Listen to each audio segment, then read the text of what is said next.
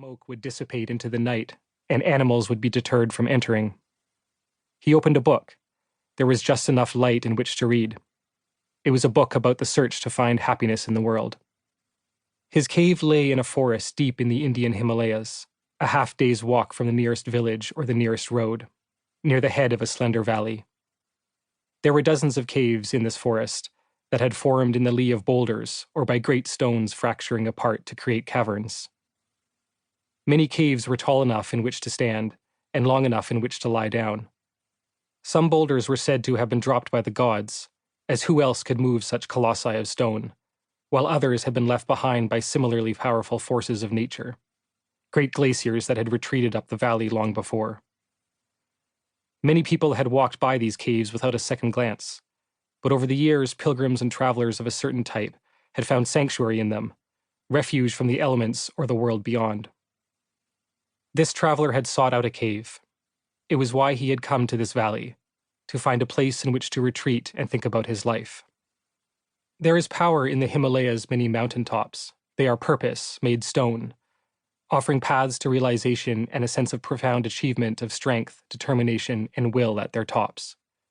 Mountains have long served as endpoints of pilgrimages. To Mount Everest, straddling the Nepal-China border, to Mount Kailash on the Tibetan Plateau, and to Mount Meru in the Indian Himalayas, often called the navel of the universe. Summits offer perspective, a chance to look back down at your footprints with clarity. Yet for every mountain there is a valley residing below.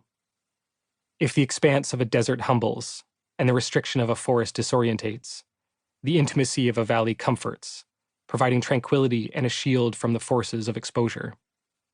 In valleys, thoughts don't float away across an ocean or a plain, never to return. They remain, to be incubated.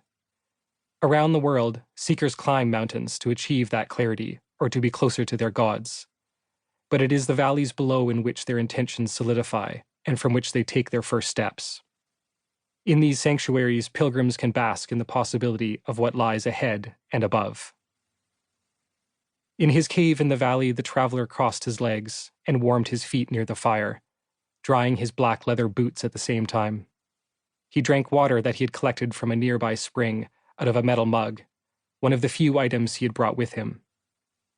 He ate some nuts, dried fruit, and oats that he had purchased at a market down valley and threw a log on the fire. Beside him lay a long bamboo flute that he played during the daytime, while sitting in a meadow overlooking the valley below. Throughout his travels in India, he had carried it wherever he went. On a rock shelf next to him was a bull's horn that he had collected from the forest outside, as well as a large black feather that had fallen to earth from a Himalayan condor. Not long before, the traveler had tattooed the outline of an eagle in flight across his chest. Eventually, he lay down on a bed of collected tree needles. Inside the cave there was light, a warm orange glow from his crackling fire, and a single candle that he had melted onto a rock by which to read. But the world outside was dark. Thick canopies of pine, walnut, and deodar, a species of aromatic Himalayan cedar, blocked the moon. Only the rain found a way through the branches. It was late summer, and the monsoon, in an instant, would shift from a drizzle to a torrent, pelting the mountains and blanketing the valley in heavy mist. Every year, as consistent as the monsoon, pilgrims and travelers had come to this remote corner of India. They had come to find peace and tranquility, what a Hindi speaker calls shanti.